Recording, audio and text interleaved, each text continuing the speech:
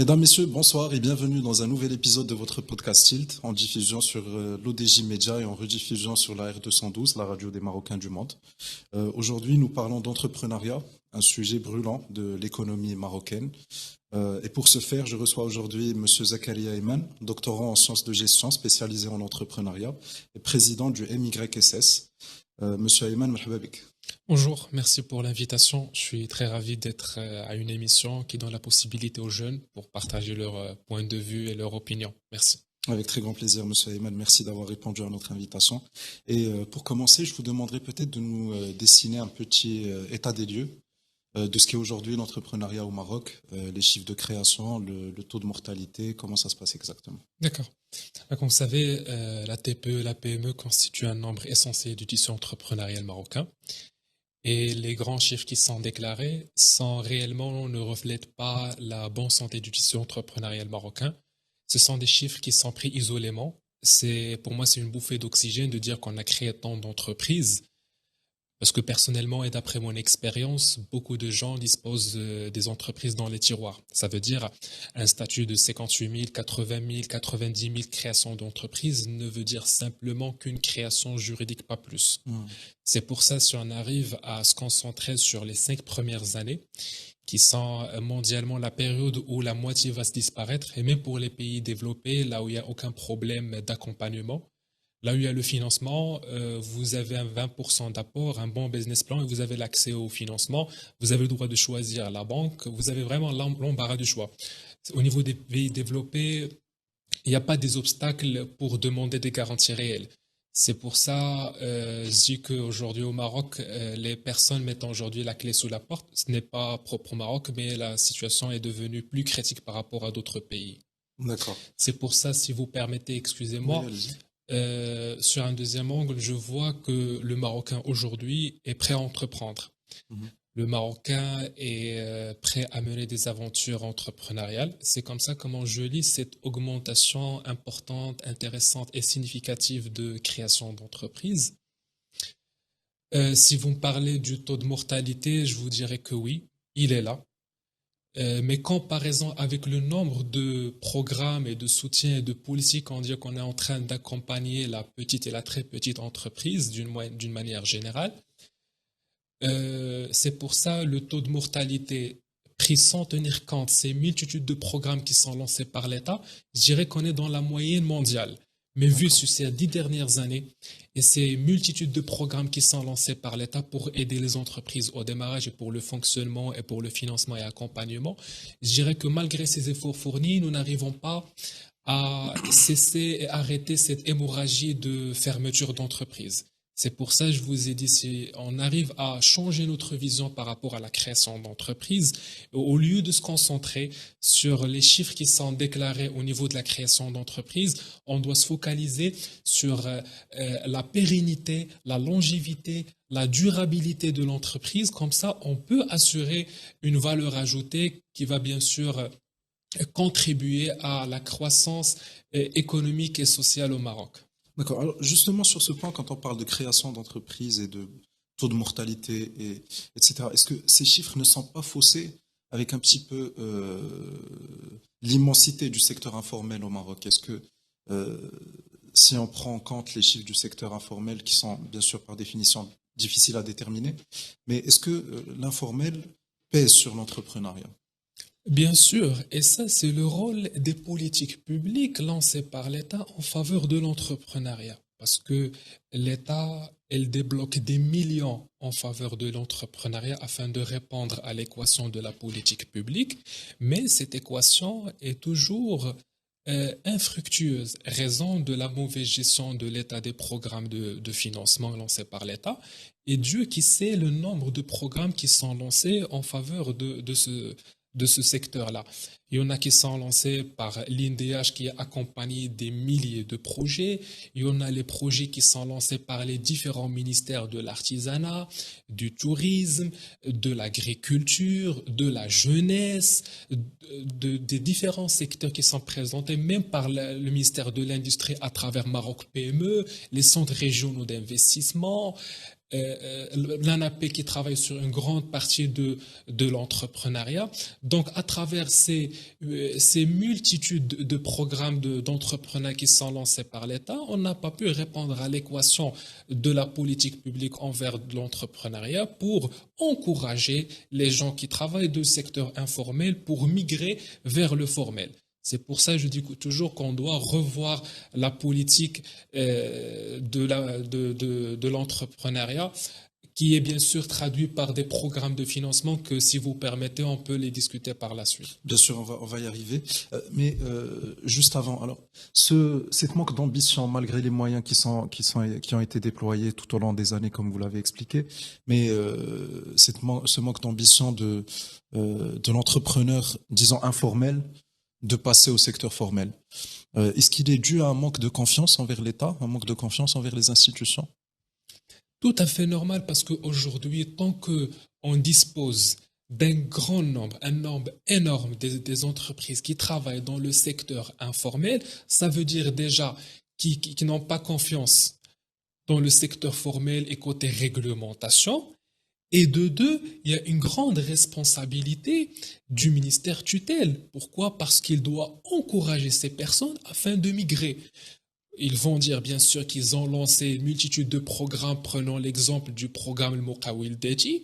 Ça, c'était un programme qui a été lancé par l'État afin d'encourager les personnes qui disposent des entreprises dans les tiroirs ou dans le secteur informel pour le migrer, et cela bien sûr à travers des exonérations de l'impôt et beaucoup d'avantages qui peuvent lui donner un accès favorable au secteur formel. Mais malgré ces efforts, on n'a pas pu les encourager, parce que déjà, en restant juste au niveau du programme Moukawil Deji, ça c'était un programme qui a été principalement présenté pour l'informel, pour migrer vers le formel, et par la suite le programme a été étalé pour des étudiants, pour des stagiaires au niveau de l'OFPT, pour des personnes qui n'ont même pas eu la possibilité pour créer une entreprise, ni qui sont dans l'informel.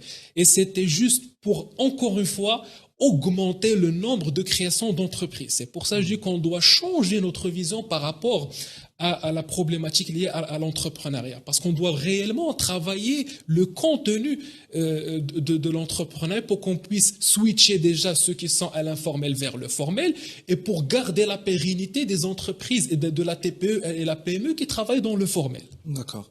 Donc, si j'ai bien compris, vous voulez me dire que c'est un petit peu une manipulation des chiffres, tout ça, pour avoir un nombre important d'entreprises créées chaque année? C'est plus dans ce sens? C'est normal, parce que déjà ce sont des budgets qui sont octroyés au programme, et les programmes, pour présenter qu'ils ont réalisé leur objectif, ils devaient nous présenter que ce soit la manière des chiffres qui reflètent pour eux des efforts fournis et qui reflètent pour eux un budget réellement octroyé pour des bénéficiaires afin de faire la création d'entreprises et pour les garder au marché.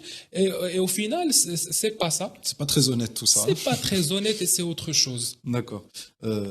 Donc, détaillons un petit peu ces politiques publiques. Quels sont concrètement les apports de ce gouvernement, des gouvernements précédents, pour encourager un petit peu ce passage? Quels sont les programmes phares, etc.? D'accord. Si vous voulez, on peut passer par les programmes chronologiquement, et commençons par le programme Moukawalati. Programme Moukawalati, je vous dirais que c'était un programme qui a vraiment octroyé des montants très importants aux bénéficiaires. Je vous donnerai un exemple.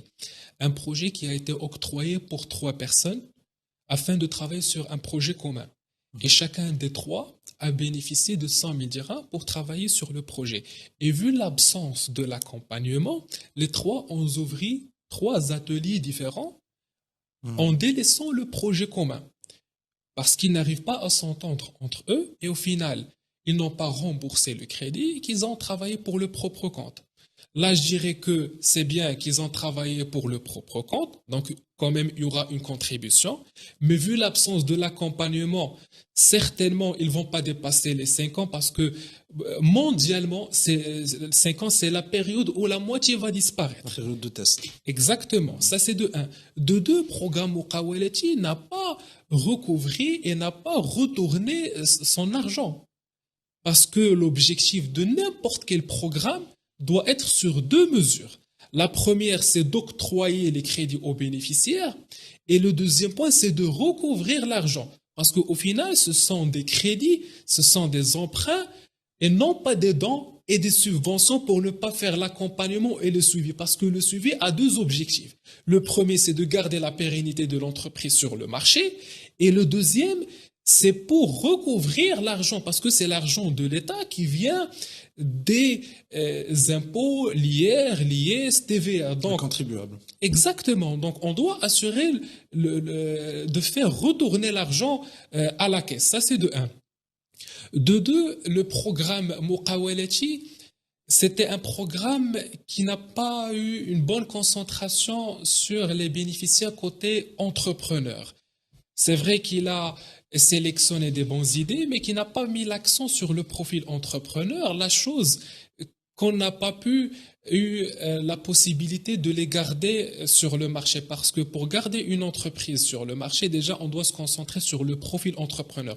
On peut avoir une bonne idée, mais si on n'arrive pas à préparer un bon profil entrepreneur qui a déjà des connaissances sur le macroéconomique et sur ses impacts sur son entreprise et surtout sur le microéconomique, le moment que je vous parle du microéconomique, je vous parle des agents qui entourent l'entreprise, l'État, les banques, les fournisseurs, clients, les banques. Donc, ce sont des agents que l'entreprise gère la relation avec eux quotidiennement. Donc, il est censé quand même d'avoir les épaules assez larges pour confronter le marché de l'emploi et le marché d'entrepreneurs. Alors, excusez-moi, justement, juste pour rebondir sur le point où vous m'avez parlé de l'exemple des 3 personnes qui ont demandé communément un investissement pour un projet commun. Donc, ils ont fait leur demande sur la base d'un projet à 3. Exactement. Et ils ont décidé de ne pas travailler sur cette demande. Exactement. Ils ont préféré faire... Ça, c'est un exemple qui s'étale sur plusieurs personnes. Non, mais ce que ça veut dire, c'est que c'est anarchique à un point. Ça veut dire qu'il n'y a pas d'accompagnement. Ça veut dire que le programme, n'importe quel programme, doit se concentrer sur 2 volets. Le volet du financement et le volet de l'accompagnement. Le programme Muqawalati a délaissé l'accompagnement, la chose qui a poussé les bénéficiaires. Donc, il n'y a pas de suivi. Ils ont travaillé sur leur propre compte. Ils ont ouvert 3 ateliers différents. C'est vrai qu'on avait 3 créations d'entreprises. Ça va augmenter le chiffre, mais ça va également diminuer les recettes qui ont été octroyées à travers le programme Muqawalati. Et d'autre part, on n'a pas une pérennité de ces entreprises sur le marché. Et donc, du coup, ils n'ont pas pu repayer leur crédit. Tout à fait normal. Laissez-moi vous dire que l'État n'a jamais recouvré et remboursé la totalité, voire même la moitié des financements qui étaient octroyés à travers leur programme de financement. Donc, on est à moins 50% de recouvrement. Voire même 50% des montants qui étaient octroyés à travers les programmes de financement. Ça, c'est de deux. Il me reste juste un point sur le programme Muqawalati. C'est que c'était un programme qui a connu un échec grâce à une émission qui a été lancée sur une chaîne publique. C'était le programme de Challenger. Et c'était un programme qui a travaillé beaucoup sur le paraître et non pas sur le réel et le travail. Et à cela qui a poussé le programme Challenger qui a été diffusé sur la chaîne publique de travailler beaucoup sur l'encouragement de l'entrepreneuriat et non pas l'humain. La chose qui a un peu créé un peu de déséquilibre entre les 2 programmes et surtout que les 2 programmes, ils étaient lancés dans la même période. D'accord. Alors, Muqawalati, un fiasco. Ensuite, on est en plein Covid, on passe à Intelaqa, c'est bien ça? Exactement. Programme Intelaqa, c'était un programme gouvernemental qui a été bien lancé avec un bon budget, avec une bonne sélection des profils, mais par la suite, les banques, ils ont passé vers les quantités. On ne sait pas ce qui s'est passé pour les banques. On est devenu devant une scène de compétitivité entre les banques en posant la question qui va octroyer le maximum de crédit. C'est comme s'il s'agit d'un service ou un produit de la banque elle-même. Elle a oublié complètement qu'il s'agit d'un programme gouvernemental qui porte une somme très importante et qui porte des attentes très élevées. également là où le problème du remboursement des crédits a commencé. Parce que n'oubliez pas que le programme Intelaka, c'est un programme qui a été lancé et octroyé en plein pandémie Covid-19. Et dès que la période d'échantillonnage a terminé, les banques ont enlevé la casquette sociale et sociétale et on l'a remboursé par la casquette de recouvreur en demandant leur argent de la part des bénéficiaires. D'une part, ils ont raison parce qu'il s'agit d'une banque à but lucratif, mais derrière, ça c'est un programme gouvernemental qu'on fallait normalement donner une bonne période, comme qui s'est passé au niveau des pays développés, même n'importe quel pays au niveau de la pandémie de Covid, il a essayé de nouvelles mesures, de nouvelles stratégies afin de s'adapter avec la situation de la pandémie. Et normalement, les banques devraient faire la même chose, devraient également donner plus de temps aux bénéficiaires pour s'adapter avec la pandémie, avec la hausse des prix qui s'est présentée sur cette période-là, afin de se présenter sur le marché, de connaître quels sont leurs partenaires, de découvrir comment ça se passe au niveau de fournisseurs et clients. Et par la suite, à ce moment-là, vous pouvez demander les créances et les échéances du crédit. Alors justement, toujours sur Intelaka, j'ai l'impression que les banques ont pris le dessus. L'État a perdu le contrôle dans ce programme? Normal, je vous dirai pourquoi. Parce que le programme a été octroyé aux banques et les banques, normalement, ils faisaient juste le financement. C'est à l'administration du programme de Força de créer une entité qui fera l'accompagnement de ces projets. Parce que le moment que je vous parle de l'accompagnement, pas que pour garder la pérennité de l'entreprise sur le marché, mais c'est pour faire le suivi et donner l'accès au compte pour savoir quelles sont les recettes et les dépenses du bénéficiaire. Comme ça, nous pourrons récupérer l'argent et nous pourrons, comme vous avez dit, de garder le contrôle sur ces bénéficiaires-là. Parce que le point le plus dangereux, c'est que l'argent qui a été octroyé à travers le programme Intelaka et donné aux bénéficiaires a été déboursé pour acheter des terrains, des appartements en face de la mer, des voitures surdimensionnées par rapport à leur standing financier. Il y en a même qui ont considéré le programme Intelaka comme étant un moyen pour avoir de la liquidité financière pour leur entreprise.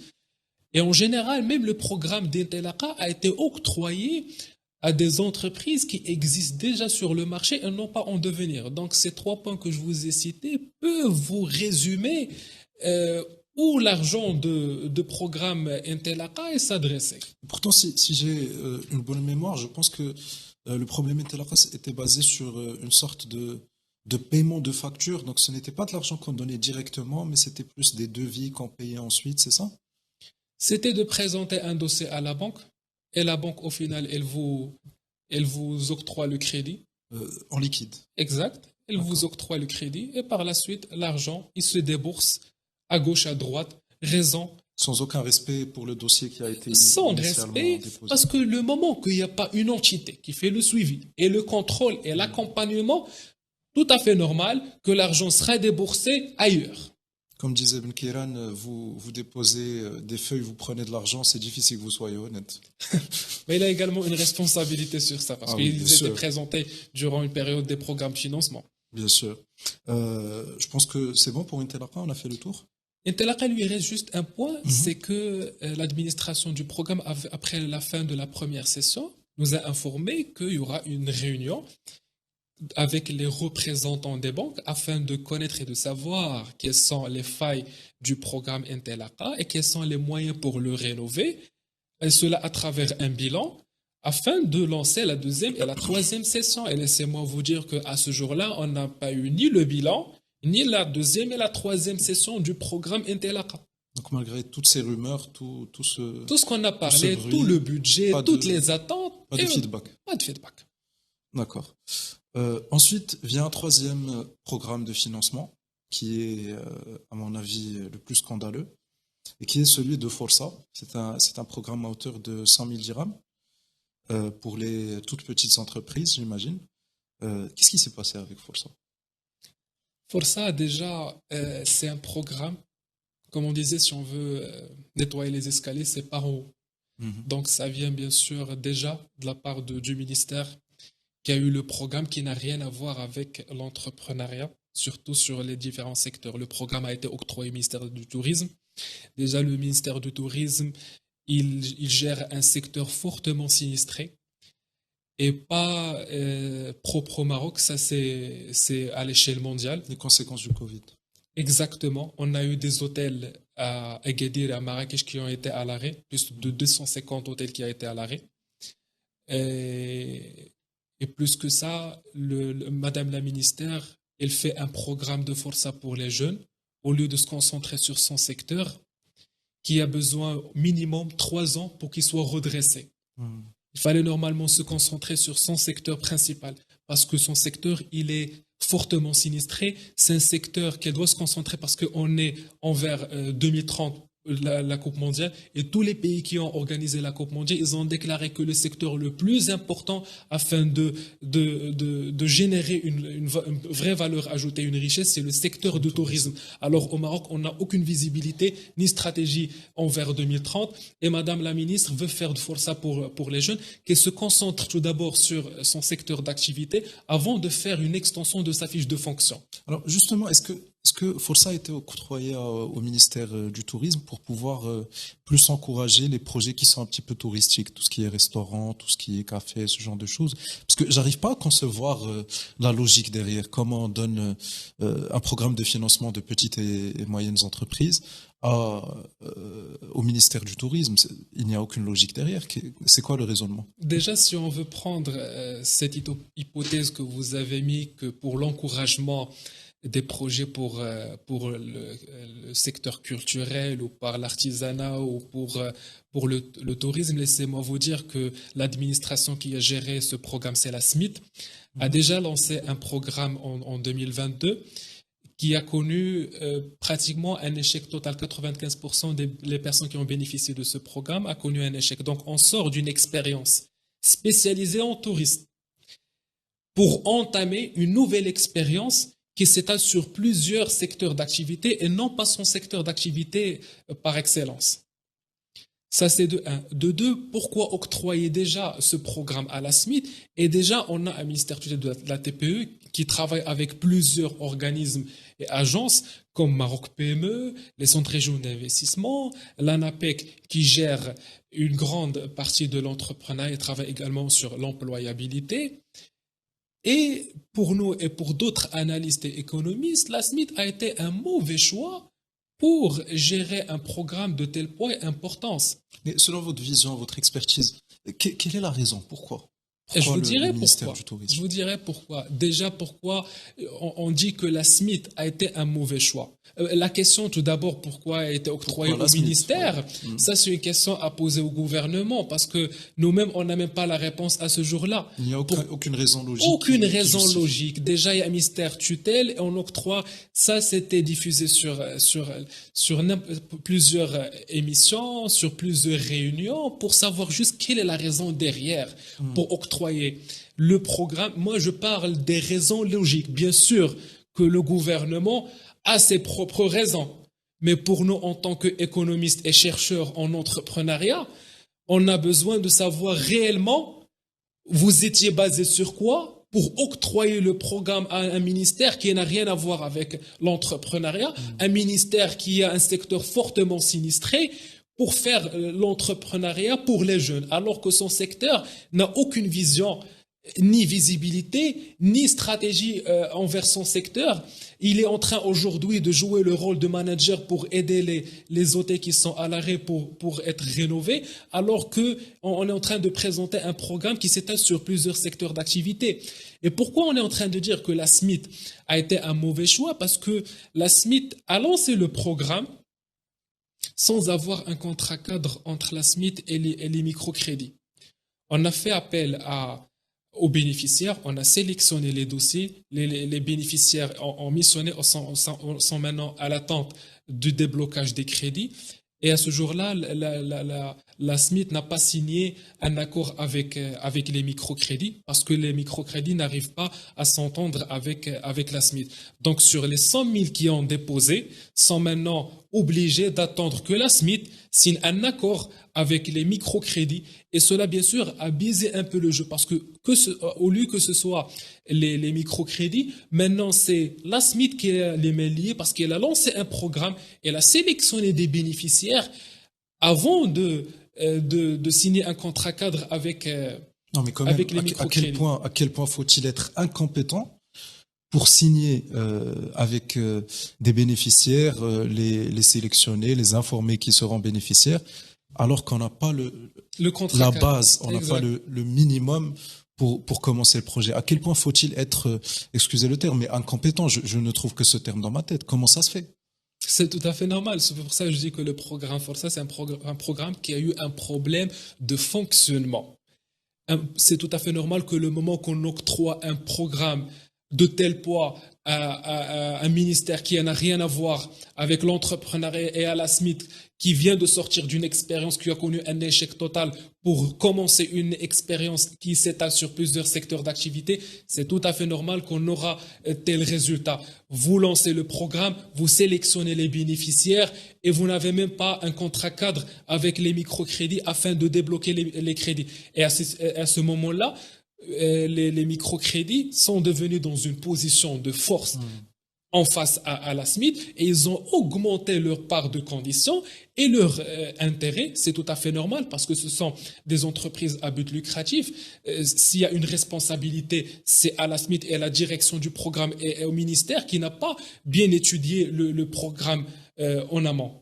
Peut-être que si on aurait octroyé le projet au ministère de tutelle, les choses se seraient mieux passées, vous croyez? C'est tout à fait normal. Je vous dirai également pourquoi. Parce que le ministère tutelle, c'est son secteur d'activité. Il est sûr de ce qu'il est en train de faire et il travaille en collaboration avec les organisations et les agences. On a Maroc PME à travers le ministère de l'Industrie. On a les centres régionaux d'investissement à travers le ministère de l'Intérieur. On a l'ANAPEC qui travaille sur l'employabilité, une grande partie sur l'entrepreneuriat. On a également les chambres de commerce qui peuvent mettre à la disposition du ministère tutelle les salles et les équipements afin d'assurer l'accompagnement. Donc déjà, le ministère tutelle devrait normalement avoir ce programme-là.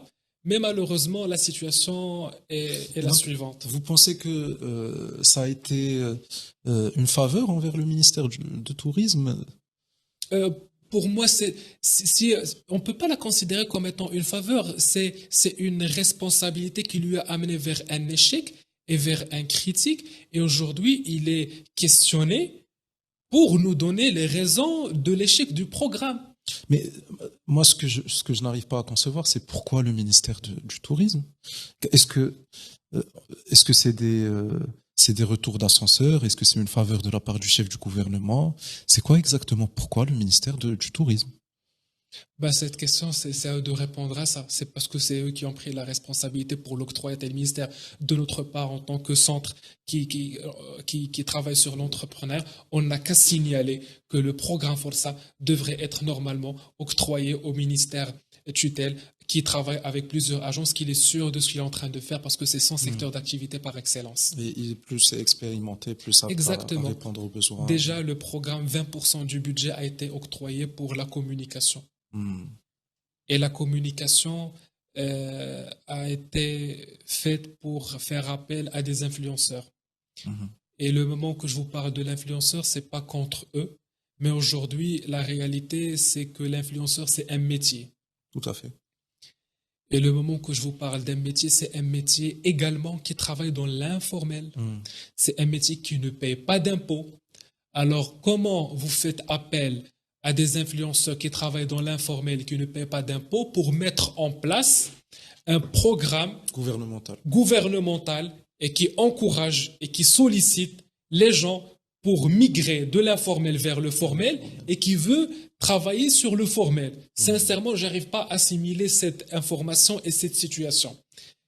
Et déjà, vous m'avez dit que c'était à hauteur de 20% du budget? 20%, c'était à la moyenne de 23 millions qui a été octroyé pour la communication, alors que le moment que vous avez fait appel à ces influenceurs, après avoir fini la séance du show et d'ouverture, les influenceurs il y en a même qui n'ont même pas communiqué une information sur le programme en disant que c'était un travail à la tâche. On s'est présenté, on a une autre rémunération et c'est terminé. Si vous avez une question, veuillez la poser à l'administration du programme, ça c'est de un. Il y en a d'autres influenceurs qui ont commencé à parler sur le story du programme de Força et qui ont déclaré des informations qui n'étaient même pas présentées par l'administration du programme. Ça, bien sûr, ça sera un résultat. Le fait que vous avez fait à des influenceurs qui sont irresponsables parce qu'ils travaillent même pas dans leur secteur. Et on a d'autres influenceurs qui ont dit, excusez-nous, nous ne sommes pas aptes ni compétents sur le domaine entrepreneurial afin de vous communiquer des informations sur ce secteur. Ils nous ont contactés pour faire la publicité à ce programme. On était payés, c'est terminé. Si vous avez une question, s'adressez-vous vers l'administration du programme. Alors, est-ce que vous savez s'il y avait un contrat avec ces influenceurs et quelles étaient leurs missions lorsqu'ils ont touché les 23 millions? Pourquoi ils les ont touchés? Quelle était leur mission? Est-ce que c'était juste la pub ou est-ce qu'ils devaient informer également les bénéficiaires ou les participants? Ils ne peuvent pas informer des bénéficiaires et qui ne sont même pas aptes et compétents. Pour parler de l'entrepreneuriat, déjà vous devez avoir des compétences solides en matière d'entrepreneuriat afin de donner des informations et d'accompagner. Ce qui s'est-il passé, c'est que les influenceurs ont commencé à donner des fausses informations concernant le programme parce que vous communiquez déjà des informations qui sont même pas déposées au niveau du portail.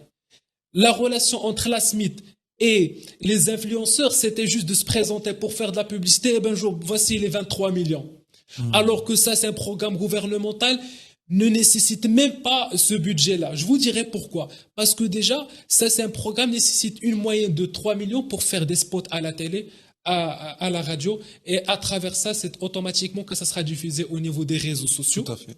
Et les 20 millions avec un recul, je vais les utiliser pour faire de l'installation au niveau des régions afin d'assurer une relation avec les centres régionaux d'investissement et les chambres de commerce pour faire l'accompagnement. Parce que je n'arrive pas à assimiler comment la SMIT veut faire l'accompagnement durant 2 mois et demi. Est-ce que vous voulez juste nous annoncer que vous avez fait de l'accompagnement? Là, on revient sur le point que tous les programmes essaient juste de nous présenter un chiffre. Exactement. Pas une réalité. L'administration, même là, quand vous parlez avec Madame El-Haraichi ou bien avec l'administration du programme ou la SMIT, ils vous disent qu'on a fait l'accompagnement. Mais quel accompagnement que vous avez fait? Est-ce que 2 mois et demi est suffisant pour accompagner des bénéficiaires qui n'ont jamais entendu parler de l'entrepreneuriat? Et on est en train de parler que l'entrepreneuriat nécessite, après la création, d'une moyenne de 5 ans afin de garder sa pérennité sur le marché. Est-ce que vous voulez de garder la pérennité et avoir de valeur ajoutée pour contribuer à la croissance économique ou juste de répondre à la question de l'accompagnement et du financement? Ça, c'est une autre chose. Alors, cet accompagnement de 2 mois et demi, il est limité à 2 mois et demi. Ensuite, vous vous débrouillez. Ensuite, vous avez le budget et on vous pose par la suite la question afin de nous rembourser le crédit. 100 000 dirhams, c'est un budget qui a été insuffisant pour démarrer un projet, pour acheter du matériel. Et le moment que je vous parle des 100 000 dirhams, rappelez-vous que c'est pas donné à tout le monde. Ça, c'est juste le plafond. Il y en a qui ont pris 60 000, il y en a qui ont pris 70 000, selon les conditions qui sont mises par la commission de la direction du SMIT, alors qu'on ne sait même pas quelle est la composition de cette commission-là, qui sont les responsables de la commission du programme de Força, comment ils étaient sélectionnés, ces personnes qui ont fait la sélection des dossiers, parce qu'il y en a beaucoup de questions qui se posent là-dedans. Donc, on n'a même pas de critères pour choisir les dossiers, on n'a pas d'accompagnement, la publicité et l'information sont faites par des influenceurs qui n'ont rien à voir avec le domaine. Bien sûr, ça ne va pas aller très loin. Normal, ça c'est un résultat. Le fait d'octroyer un programme à un ministère qui n'a rien à voir avec... On est maintenant à 3 ans du début de ce programme, 2 ans, 3 ans. On n'a même pas eu les autres sessions. On est dans l'attente de voir les autres sessions du programme Força et on est en train de l'attendre de voir, de nous présenter le bilan de la première session, de savoir combien de personnes vous avez octroyé les crédits, combien déjà de personnes qui ont bénéficié du programme, combien de personnes vous avez octroyé les crédits et combien de personnes a gardé les pas sur le marché. On a besoin de savoir les chiffres. Et rassurez-vous que l'administration du programme Força ne va pas déclarer ces informations parce que ce sont des chiffres Catastrophique. D'accord. Donc, avant l'accompagnement, je pense qu'il faut surtout mettre l'accent sur une formation initiale pour quiconque veut réussir dans ce domaine, parce que c'est normal, quand on veut faire un domaine, il faut bien l'apprendre avant de se lancer dans le bain. Je vais vous parler un petit peu de l'enseignement dans l'entrepreneuriat. Je pense pas que avant le bac, en tout cas, il n'y a aucun enseignement en ce sens. Même au niveau des facultés, je pense que il y a certaines filières de gestion, etc. Mais je pense pas qu'il y a une filière spécifique à l'entrepreneuriat. En fait, la question, ça va même pas se limiter au niveau de la filière ou d'un module octroyé après l'enseignement supérieur, mais déjà, au niveau de l'enseignement, on ne dispose pas de l'entrepreneuriat dès le premier âge, bien que cette ambition a été reflétée de la part du gouvernement. Pour avoir une culture entrepreneuriale, on doit avoir l'entrepreneuriat dès le premier âge. C'est ce qui se passe au niveau des pays développés. Avant d'arriver au programme de financement, on doit avoir l'esprit d'entrepreneur. On doit avoir des étudiants au niveau de l'enseignement primaire, secondaire, tertiaire, au niveau de l'enseignement supérieur. On doit avoir un enchaînement des outils, un enchaînement des compétences et des connaissances qu'on doit mettre à la disposition des étudiants pour qu'ils puissent savoir comment ça se passe au niveau dans le monde entrepreneurial. Comme ça, on donne la possibilité à l'étudiant pour avoir 2 casquettes dès le départ. Soit qu'il s'agit bien sûr d'être un salarié, soit d'être un entrepreneur. On doit lui donner le choix dès le premier âge. Par la suite, il peut avoir une responsabilité de prise de décision, parce que au final et malheureusement, la majorité aujourd'hui qui prennent leur diplôme, et si vous posez la question, ils vont vous déterminer des métiers bien spécifiques. Un médecin, un policier, un pompier, un. Et il n'y en a même pas ceux qui déclarent l'intention de faire une création d'entreprise, de travailler de tel projet, raison qu'il n'y a pas de culture entrepreneuriale pour ces étudiants dès le premier âge. Il faut aussi appeler un chat un chat. Vous savez que l'étudiant moyen marocain dans une classe publique, bien évidemment, ne peut pas lire en CE5 ou en CE4, ne peut pas lire un texte en français de 15 mots, vous imaginez. Donc, je pense que c'est aussi le niveau général du système éducatif qui fait en sorte que ce n'est pas vraiment réalisable à ce stade, vous ne pensez pas? Déjà, si on parle de l'entrepreneuriat, on doit répondre à cette question que la culture entrepreneuriale doit être intégrée dès le premier âge. Ça, c'est de 1. De 2, les ministères doivent avoir conscience qu'ils doivent travailler en collaboration, parce qu'au final, tous, ils travaillent le même objectif. C'est l'humain, c'est le citoyen marocain, dès son premier âge. Donc, question d'enseignement, il y en a plusieurs problématiques qui se posent là-dedans, liées à la compétence, liées au module, liées est-ce que les étudiants sont en train d'étudier ce qui se passe au niveau du marché du travail ou loin de ça. Il y en a même des matières, il y en a même des modules, il y en a même des leçons qui n'ont rien à voir avec la tendance et l'actualité. Donc c'est tout à fait normal qu'on aura un résultat de tel poids. Donc, en parallèle avec tous ces programmes gouvernementaux, est-ce que des initiatives d'incubation, d'accompagnement des TPE, des PME, est-ce qu'elles existent dans le privé plutôt? Est-ce qu'on a des acteurs privés qui essayent également d'accompagner ces jeunes entrepreneurs? D'accord. Si vous permettez, j'ai juste un point avant de répondre à cette question-là. Allez-y, tout à fait. Oui. C'est que ça fait partie de la partie de l'enseignement, c'est qu'on doit avoir une plateforme digitale dédiée pour l'entrepreneuriat, afin d'encourager la culture entrepreneuriale à travers la recherche, la documentation, qui nous donne la possibilité, en tant que chercheurs, de contribuer avec nos communications, nos rapports, et donne également l'accès au public pour faire de la documentation, pour faire la recherche. On est en 2025. On a passé pratiquement 15 ans qu'on est en train de lancer des programmes et on n'a même pas pensé à une plateforme digitale qui nous donne accès tous pour avoir de la recherche. Ne parlez pas des plateformes internationales, je suis en train de parler d'une plateforme qui doit être Marocaine. 100% marocaine, avec des contributions marocaines, avec des rapports et des communications et des articles et des recherches basées sur la problématique interne. C'est comme ça comment on peut créer une culture entrepreneuriale. Exactement.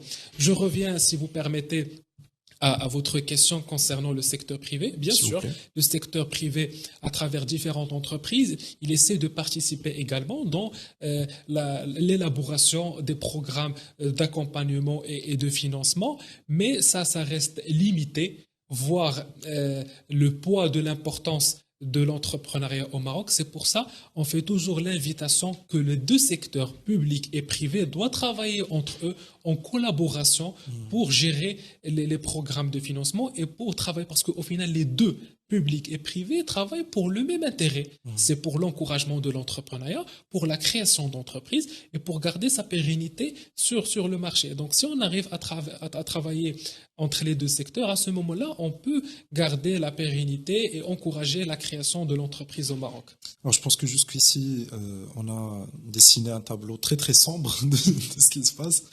On va essayer d'allumer un petit peu de lumière là où il n'y en a pas, mais selon vous, quelles seraient les propositions de solutions qui seraient effectives surtout dans notre situation marocaine, dans l'environnement économique marocain? Comment est-ce qu'on peut résoudre tous ces blocages? D'accord. Déjà, le premier point, c'est que on doit avoir un mentor ou un accompagnateur pour chaque bénéficiaire qui peut gérer 4 à 6 bénéficiaires sur n'importe quel programme. Je sais qu'on n'a pas fait ça sur les derniers programmes, on n'a pas eu ces incubateurs et ces accompagnateurs ou mentors. Si on va lancer prochainement un programme, on devrait prendre en considération qu'on devrait avoir des mentors. Mentor qui fait l'accompagnement et le suivi avec le bénéficiaire, surtout en lui donnant un accès sur son compte bancaire pour avoir de la visibilité sur les recettes, sur les dépenses, afin de lui aider pour gérer les profits et les recettes et ses dépenses, et également de lui garder sa pérennité sur le marché. Également, pour les programmes de financement, si jamais on va lancer un programme, on doit se concentrer sur la durée de vie de l'entreprise. C'est la première période de 5 ans. Ça veut dire on doit créer des programmes pré-création, en post-création et après création jusqu'à 18 mois, et de 18 mois jusqu'à 3 ans, et de 3 ans jusqu'à 5 ans. Rassurez-vous, si on travaille avec cette méthode-là, on peut garder la pérennité de l'entreprise, parce que comme je vous ai dit, la moyenne mondiale où la moitié des entreprises disparaissent au niveau du marché, c'est durant les 5 premières années. Donc si on arrive à se concentrer sur les 5 premières années avec des programmes spécifiques qui s'étalent sur des périodes bien déterminées, on peut garantir leur présence, la chose qui va nous ramener vers une valeur ajoutée et une bonne contribution économique et sociale au Maroc. Donc, vous avez parlé de mentoring. Je vais pas vous demander si on a les moyens financiers, puisque 23 millions ont été octroyés aux influenceurs, ils auraient été mieux octroyés aux mentors. Mais est-ce qu'on a ces profils côté ressources humaines qui sont prêts à sacrifier leur temps, leur business, à eux aussi, etc., pour pouvoir accompagner des jeunes entrepreneurs? Est-ce qu'on a ce genre de profil? Bien sûr, c'est pour ça que je vous ai dit que dès le départ, les escaliers se nettoient par le haut. Si on arrivait à faire une collaboration avec les centres régionaux d'investissement, champs de commerce, l'ANAPEC, l'OFPPT, les CRI, Maroc PME, à ce moment-là, ces administrations, ces organisations, ces agences disposent là-dedans des compétences et des profils qui sont en relation avec l'entrepreneuriat et qui ont pris l'habitude de faire l'accompagnement et le suivi des projets. C'est normal que le moment que vous faites appel à notre organisme qui n'a rien à voir avec l'entrepreneuriat et le financement et l'accompagnement, qu'on aura tel résultat. C'est normal que ça foire, tout à fait. Alors, Monsieur Zakaria Iman, je pense qu'on a fait le tour. Est-ce que vous avez d'autres choses à ajouter ou... On a fait vraiment le tour sur le tout. Si j'ai une information, une remarque à donner, c'est qu'on doit cette fois-ci faire appel à une offre publique pour connaître quelles sont les parties prenantes au sein de n'importe quel programme, côté financement ou côté d'accompagnement. Côté de financement, c'est relations entre public et privé. Et côté d'accompagnement, il y en a plusieurs incubateurs. Mis à part ceux que je vous ai cités, il y en a les associations. Notre centre marocain des jeunes pour les études stratégiques a travaillé sur le Moukawil Deti, sur Intelaka, a fait une académie de Força pour accompagner une centaine de jeunes. Donc, si on arrive à faire juste un appel pour déposer un dossier, comme ça, plus qu'on a d'incubateurs spécialisés dans le domaine, plus qu'on peut garantir la pérennité et l'accompagnement et le mentor et le suivi pour chaque bénéficiaire. Donc, je retiendrai trois termes clés, disons. Bon sens, déjà. On ne donne pas des projets comme ça au ministère du Tourisme, ça n'a aucun sens. Organisation et management, au niveau de l'État, bien évidemment, et transparence.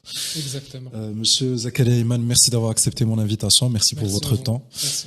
Mesdames, messieurs, merci de nous avoir suivis jusqu'à la fin de cet épisode. Je vous souhaite une très très bonne fin de journée et à très bientôt.